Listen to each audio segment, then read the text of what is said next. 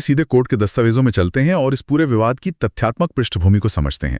अगर हम स्रोत सामग्री के पैराग्राफ 1 और 2 पर गौर करें तो कहानी राजस्थान से शुरू होती है। मैं मूल टेक्स्ट पढ़ता हूं। Criminal appeal number 463 of 2006 Hetram Beniwal and ors v रघुवीर Singh and ors and criminal appeal number 464 of 2006 Bhuramal Swami v रघुवीर सिंह एंड ऑर्स। ये दोनों अपीलों को एक साथ जोड़ा गया था। हाँ, आगे पैराग्राफ 1 कहता है The appellants were found guilty of committing contempt by the High Court of Judicature for Rajasthan at Jodhpur. Simple imprisonment of 2 months and fine of rupees 2,000 each was imposed. Aggrieved by the said judgment, the appellants have filed these criminal appeals. यहाँ ध्यान देने वाली बात यह है कि ये फैसला 21 अक्टूबर 2016 को जस्टिस एल नागेश्वर राव द्वारा सुनाया गया था, लेकिन इसकी जड़ें लगभग 15 साल पुरानी हैं। राजस्थान हाईकोर्ट ने इन अपीलकर्ताओं को अवमानना का दोषी पाया था और उन्हें 2 महीने की साधारण कैद की सजा सुनाई थी। और इसी सजा को चुनौती देते हुए वे सुप्रीम कोर्ट पहुंचे थे। बिल्कुल। और ये विवाद शुरू कैसे हुआ, ये पैराग्राफ 2 में बहुत विस्तार से बताया गया है। दस्तावेज कहता है the appellants along with Shopat Singh belong to the Marxist Communist party. और फिर आगे है A prominent trade union activist of Sri Ganganagar district, Sri Darshan Koda, was murdered on 18/12/2000. Some of the accused were granted anticipatory bail in February 2001 by the High Court of Rajasthan. देखिए, इस घटना के मानवीय और राजनीतिक संदर्भ को समझना बहुत जरूरी है। कल्पना कीजिए, 18 दिसंबर 2000 को श्री गंगानगर में एक जाने माने ट्रेड यूनियन कार्यकर्ता दर्शन कोडा की हत्या हो जाती है। स्वाभाविक है कि उनके समर्थकों में भारी आक्रोश था। वो तो होना ही था। हाँ, लेकिन जब फरवरी 2001 में आरोपियों को राजस्थान हाई कोर्ट से अग्रिम जमानत मिल गई तो नेताओं का गुस्सा फूट पड़ा। 23 फरवरी 2001 को उन्होंने एक बड़ा विरोध प्रदर्शन किया। उसी के बारे में टेक्स्ट में आगे लिखा है The appellants addressed a huge gathering of their party workers in front of the collectorate at Sri Ganganagar on 23rd February 2001. While addressing the gathering, the appellants made scandalous statements against the High Court, which were published in Lok Sammat newspaper on 24th of February 2001. यहाँ जो बात सबसे अधिक रोचक है वो ये है कि समस्या ये नहीं थी कि उन्होंने विरोध किया, बल्कि समस्या उन शब्दों में थी जिनका उन्होंने इस्तेमाल किया। ये न्यायपालिका की सत्यनिष्ठा पर सीधा हमला था। बिल्कुल, और वो शब्द क्या थे ये जानना बहुत जरूरी है। हम उन सटीक शब्दों पर गौर करते हैं जो 24 फरवरी 2001 को लोक सम्मत अखबार में छपे थे। स्रोत के अनुसार apparent number 1 ex MLA Hetram Beniwal said that there are 2 types of justice in the courts. A thief of rupees of 100 cannot get bail. If the lathi and gandasi is hit, then the courts ask for the statements of the witnesses and diary. But Miglani and Gurdyal Singh committed the murder. Even then, anticipatory bail had been taken on the application without diary. यहाँ बिना diary यानी without diary के जमानत मिलने का आरोप लगाकर उन्होंने सीधे तौर पर प्रक्रियागत पक्षपात की बात की। उनका इशारा ये था कि अदालत ने कानूनी प्रक्रिया का पालन किए बिना ही रसूखदार लोगों को छोड़ दिया। और बात यही नहीं रुकी। दस्तावेज आगे बताता है Appellant number 2, Navrang Chaudhary, advocate, district president CITU, said that the general public has lost confidence in the law and justice. ये एक बहुत ही कड़ा बयान है। हाँ, और तीसरा बयान देखिए, Appellant number 3, MCP leader Bhuramal Swamy, naming the judge of the High Court, said in an attacking way that all around there is rule of rich people, whether it is bureaucracy or judiciary. उन्होंने सीधे जज का नाम ले लिया और अमीरों के राज का आरोप लगाया। और सबसे गंभीर आरोप चौथे अपीलकर्ता ने लगाया। Appellant number 4, sarpanch Hardeep Singh, told that there was influence of money behind the anticipatory bail of the accused. ये बहुत ही भारी आरोप है। चौथे अपीलकर्ता ने तो सीधे तौर पर पैसे के प्रभाव यानी इन्फ्लुएंस ऑफ मनी का इस्तेमाल किया, जो कि भ्रष्टाचार का सीधा आरोप है। ये न्यायपालिका की गरिमा को ठेस पहुंचाने वाले बेहद गंभीर बयान थे। क्रिमिनल कंटेम्प्ट शुरू करने के लिए एडवोकेट जनरल की सहमति चाहिए होती है, जो 16 जनवरी 2002 को दी गई। अब यहाँ कहानी में एक बहुत बड़ा मोड़ आता है।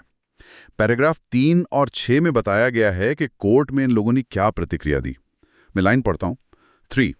The appellants filed a common counter denying the allegations, or They accused respondent number 1 of initiating contempt proceedings only to harass and victimize them as they were agitating for a change of the special public prosecutor. मतलब शुरुआत में उन्होंने साफ मुकरते हुए कहा कि हमने ऐसा कुछ नहीं कहा। उन्होंने उल्टा आरोप लगा दिया कि ये उन्हें परेशान करने की साजिश है। बिल्कुल। लेकिन फिर दस्तावेज कहता है, A compact disc CD was produced on 15/07/2003, which was a video recording of the press conference held on 15/05/2002. Or the High Court directed a transcript of the video to be prepared and be kept on record. ये एक बहुत ही अहम बिंदु है। सोचिए अगर ये CD नहीं होती तो क्या होता? ये सिर्फ अखबार की रिपोर्ट बनाम नेताओं के बयान का मामला बनकर रह जाता। 15 मई 2002 की उस प्रेस कॉन्फ्रेंस की वीडियो रिकॉर्डिंग ने उन्हें झूठा साबित कर दिया। डिजिटल सबूत ने संदेह की कोई गुंजाइश नहीं छोड़ी। और अखबार के संपादक के साथ क्या हुआ? पैराग्राफ 6 कहता है 6. In view of the unconditional apology tendered at the earliest point of time by respondent number 1, the editor of Lok Samat, the High Court discharged the notices against him. संपादक ने तुरंत और बिना शर्त माफी मांग ली, इसलिए अदालत ने उन्हें बरी कर दिया। या हम देखते हैं कि कानून माफी को कैसे तौलता है। संपादक ने तुरंत गलती मानी, लेकिन नेताओं ने पहले इनकार किया, फिर सबूत आने पर घिर गए। सही कहा। यह अंतर आगे चलकर केस में बहुत महत्वपूर्ण साबित हुआ। ये तो हुई तथ्यों की बात, लेकिन कोर्टरूम के अंदर इन बयानों का बचाव कैसे किया गया, ये देखना और भी दिलचस्प है। पैराग्राफ 7 में बचाव पक्ष यानी श्री प्रशांत भूषण की दलीलें दर्ज हैं। मैं उनके सटीक तर्क पढ़ता हूं। 7. We have heard Mr. Prashant Bhushan, advocate for the appellants. Mr. Bhushan submitted that statements attributed to the appellants only represent fair criticism which would not amount to contempt. According to him, the appellants were in an agitated mood due to the murder of one of their leaders and the mishandling of the criminal case. बचाव पक्ष की रणनीति यहाँ बहुत ही चतुर थी। उन्होंने इसे फेयर क्रिटिसिज्म या निष्पक्ष आलोचना का नाम देने की कोशिश की, लेकिन उनका पहला तर्क थोड़ा अजीब था। एजिटेटेड मूड यानी गुस्से में होना। यही तो मुझे भी खटक रहा है। क्या एजिटेटेड मूड कोई कानूनी बचाव हो सकता है? क्या कोई भी व्यक्ति गुस्से में आकर किसी जज पर भ्रष्टाचार का आरोप लगा सकता है और फिर कह सकता है कि मैं तो बस गुस्से में था? एकदम सही सवाल है। गुस्सा कोई कानूनी ढाल नहीं है। आगे उन्होंने एक और तर्क दिया। He referred to a statement attributed to the fourth appellant who alleged influence of money in the grant of anticipatory bail to the accused and explained that statement as having been made in a different context altogether. He stated that the influence of money was against the authorities and police force and not attributed to the judiciary. Strong reliance was placed on Indirect Tax Practitioners Association, VRK Jain, to contend that the court should not be sensitive to fair criticism. He also stated that the power of punishing for contempt has to be exercised sparingly. दूसरा तर्क जो उन्होंने दिया वो और भी रचनात्मक था। उन्होंने कहा कि जो पैसे के प्रभाव का आरोप था वो जजों पर नहीं बल्कि पुलिस और प्रशासन पर था। उन्होंने यह भी दलील दी कि अदालतों को आलोचना के प्रति इतना संवेदनशील नहीं होना चाहिए। लेकिन अभियोजन पक्ष ने इसे कैसे काटा? यहाँ एमिकस क्यूरी की एंट्री होती है। श्रोताओं की जानकारी के लिए बता दें कि एमिकस क्यूरी का मतलब होता है कोर्ट का मित्र, जो एक निष्पक्ष वकील होता है, जैसे अदालत किसी जटिल मामले में मदद के लिए नियुक्त करती है। पैराग्राफ 8 में सुश्री ऐश्वर्या भाटी की दलीलें हैं। जी, उन्होंने क्या कहा? दस्तावेज कहता है 8. Miss Aishwarya Bhati, the learned amicus curiae, submitted that the judgment of the High Court does not warrant any interference. She submitted that all the relevant factors were taken into account, including the statements made by the appellants which ex facie demonstrated contempt, the stand of the editor and non-denial of the appellants addressing the public meeting. Amicus curiae ने बचाव पक्ष की दलीलों को बहुत ही सलीके से ध्वस्त कर दिया। बिल्कुल। और उन्होंने कुछ पुराने फैसलों का भी हवाला दिया। She placed reliance on a judgment of this court reported in Balkrishan Giri versus State of Uttar Pradesh to contend that vituperative comments undermining the judiciary would amount to contempt. She also relied upon Vijay Kumar Singh versus Union of India to contend that the apology was made only for the purpose of avoiding punishment and was not bona fide. She submitted that an apology by the contemptors should be tendered at the earliest opportunity and it should be unconditional. उन्होंने बालकृष्ण गिरी case का हवाला देते हुए विट्यूपरेटिव comments यानी दुर्भावनापूर्ण और कटु शब्दों की बात की। उन्होंने स्पष्ट किया कि निष्पक्ष आलोचना और दुर्भावनापूर्ण कटु शब्दों के बीच एक बड़ी खाई है। इसके अलावा उन्होंने बोनाफाइड अपॉलॉजी यानी सच्चे दिल से मांगी गई माफी के सिद्धांत को समझाया। ये बोनाफाइड अपॉलॉजी वाला बिंदु बहुत महत्वपूर्ण है। सालों तक मुकदमा लड़ने के बाद, झूठ बोलने के बाद, केवल सजा से बचने के लिए मांगी गई माफी को कानून वैध कैसे मान सकता है? माफी जल्द से जल्द और बिना किसी शर्त के होनी चाहिए, जैसा कि अखबार के संपादक ने किया था। सही कहा। जब आप पकड़े जाते हैं और तब माफी मांगते हैं तो वो पश्चाताप नहीं बल्कि बचाव की रणनीति होती है। अदालत इस अंतर को बहुत अच्छी तरह समझती है। अब इस कानूनी टकराव को और गहराई से समझने के लिए आइए न्यायालय अवमानना अधिनियम 1971 के उन विशेष प्रावधानों का विश्लेषण करते हैं जिनका जिक्र स्रोत में है। मैं कंटेम्प्ट ऑफ कोर्ट्स एक्ट 1971 के सेक्शन 2C की परिभाषा पढ़ता हूं, जो पैराग्राफ 9 में दी गई है। हाँ, ये परिभाषा समझना बहुत जरूरी है। Mine. Section 2C of the Contempt of Courts Act 1971 defines criminal contempt as follows. 2. Definitions. In this act, unless the context otherwise requires, 1. Criminal contempt means the publication, whether by words spoken or written, or by signs, or by visible representation, or otherwise, of any matter, or the doing of any other act whatsoever, which I. Scandalizes or tends to scandalize, or lowers or tends to lower the authority of any court, or I. Prejudices or interferes or tends to interfere with the due course of any judicial proceeding, or II. Interferes or tends to interfere with, or obstructs or tends to obstruct the administration of justice in any other manner. इस परिभाषा को अगर हम तोड़कर समझें तो criminal contempt या आपराधिक अवमानना का दायरा बहुत व्यापक है। ये केवल लिखित या बोले गए शब्दों तक सीमित नहीं है, बल्कि इशारों या चित्रों से भी हो सकता है। हाँ, साइंस और विजिबल रिप्रेजेंटेशन भी शामिल है। बिल्कुल। इसके 3 मुख्य खंबे हैं। पहला, स्कैंडलाइजेस यानी जो अदालत को बदनाम करता है या उसकी अथॉरिटी को कम करता है। दूसरा, प्रेजुडिशेस जो किसी चल रही न्यायिक प्रक्रिया में दखल देता है, ये पक्षपात पैदा करता है। और तीसरा, जो न्याय के प्रशासन में किसी भी अन्य तरीके से बाधा डालता है। इस मामले में जजों पर भ्रष्टाचार का आरोप लगाकर अदालत की अथॉरिटी को सीधे तौर पर कम करने का प्रयास किया गया था। इसके बाद सेक्शन 5 आता है जो फेयर क्रिटिसिज्म की बात करता है। स्रोत में लिखा है 10. Section 5 of the act is as under 5. Fair criticism of judicial act, not contempt. A person shall not be guilty of contempt of court for publishing any fair comment on the merits of any case which has been heard and finally decided. यहाँ एक सवाल उठता है कि इसकी सीमा क्या है? यही वो कानूनी ढाल है जिसका इस्तेमाल बचाव पक्ष कर रहा था। ये प्रावधान नागरिकों या पत्रकारों को किसी फैसले की आलोचना करने का अधिकार देता है, लेकिन इसकी शर्त बहुत स्पष्ट है। Merits of any case which has been heard and finally decided, यानी आप कानूनी तर्क की आलोचना कर सकते हैं। मतलब हम फैसले पर बहस कर सकते हैं। हाँ, आप कह सकते हैं कि जज साहब का ये फैसला कानून की इस धारा के खिलाफ है, लेकिन आप ये नहीं कह सकते कि जज साहब ने ये फैसला पैसे लेकर दिया है। व्यक्तिगत आरोप और फैसले की आलोचना में जमीन आसमान का फर्क है। और अगर कोई ये अंतर भूल जाए तो सजा के प्रावधान क्या हैं? पैराग्राफ 12 में सेक्शन 12 का जिक्र है। 12. Punishment for contempt of court. 1.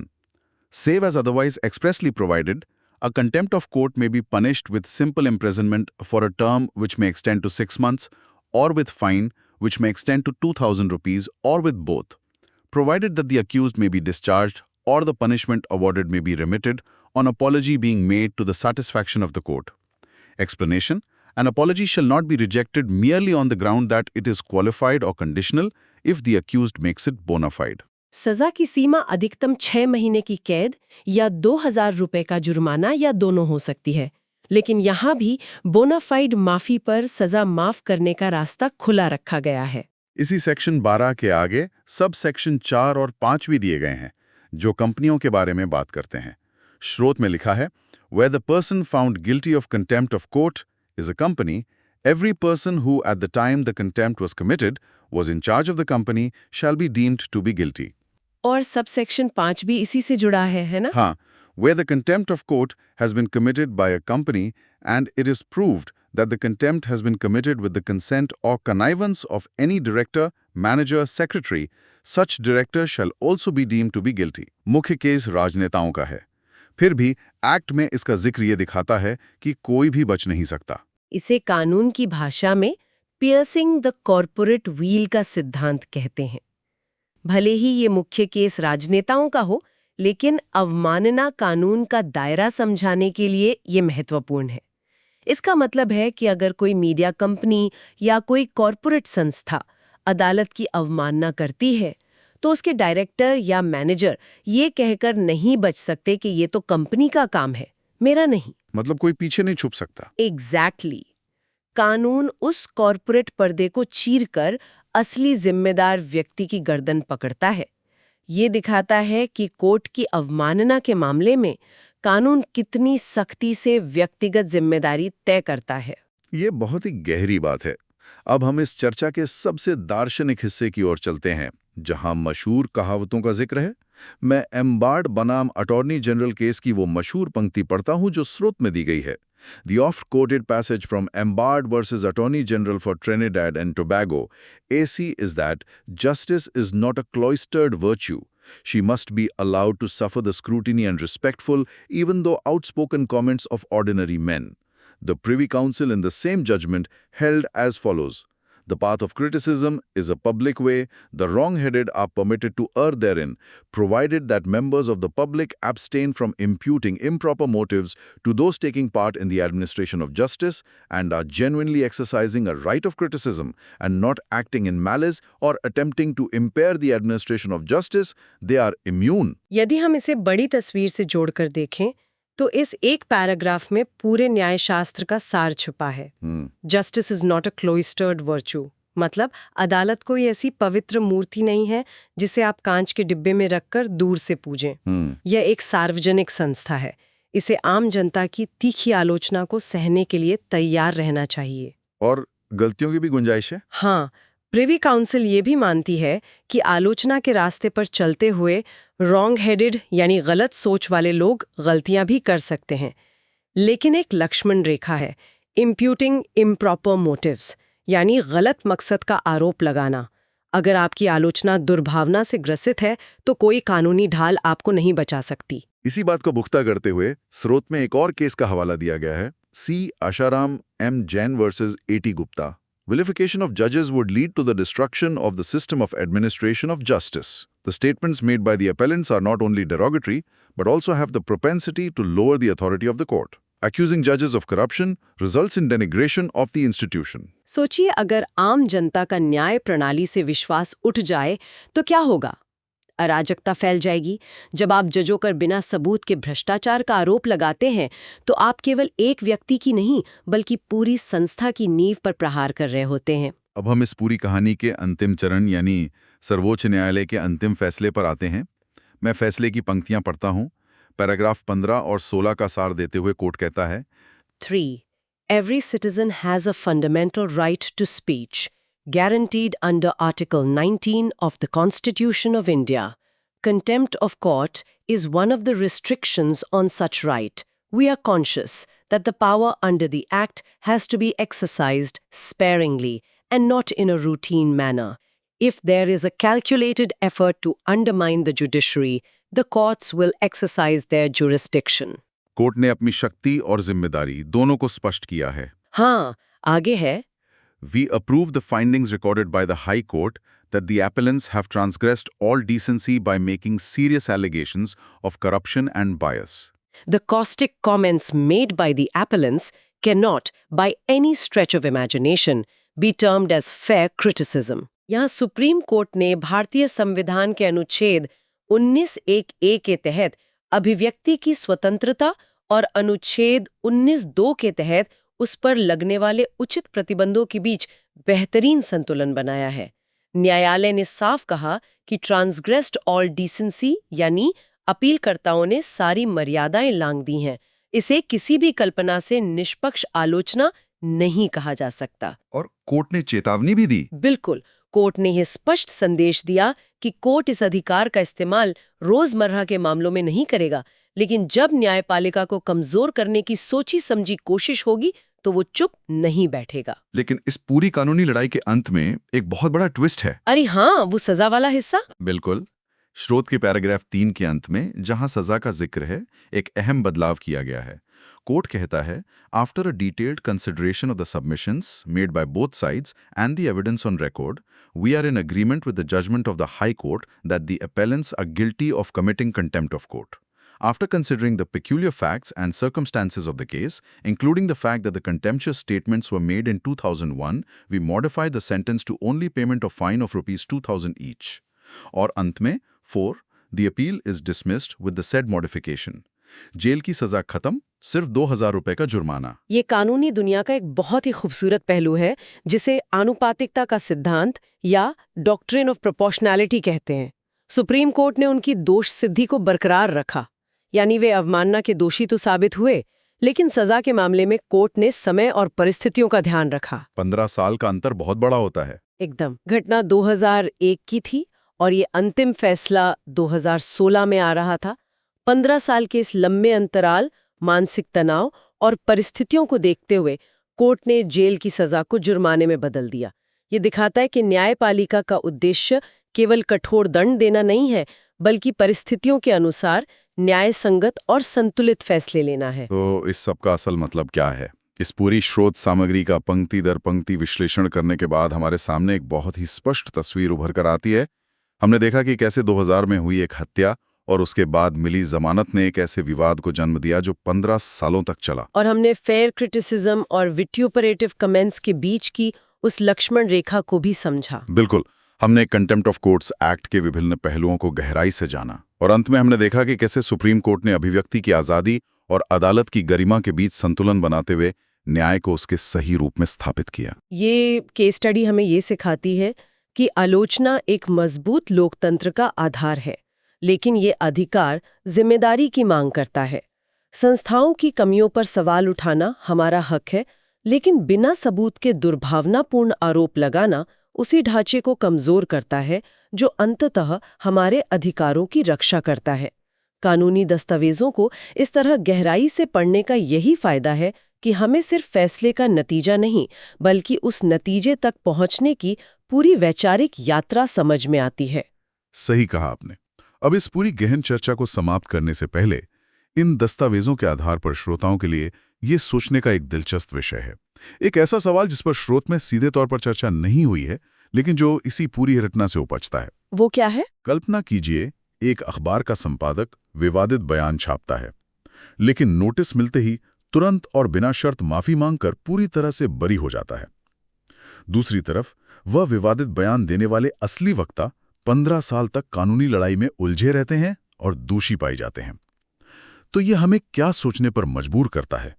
क्या सूचनाओं को दुनिया तक पहुंचाने वाले मीडिया प्लेटफॉर्म्स की कानूनी जिम्मेदारी केवल माफी मांगने तक सीमित होनी चाहिए? ये बहुत ही गहरा सवाल है। हाँ, या फिर किसी के मान सम्मान या अदालत की गरिमा को ठेस पहुंचाने वाले बयानों को प्रकाशित करने से पहले मीडिया को तथ्यों की अधिक सख्ती से जांच करनी चाहिए, क्योंकि तीर एक बार कमान से निकल जाए तो माफी मांगने से घाव पूरी तरह नहीं भरते। श्रोताओं के लिए ये एक ऐसा विचार है जिस पर हम सभी को सोचना चाहिए।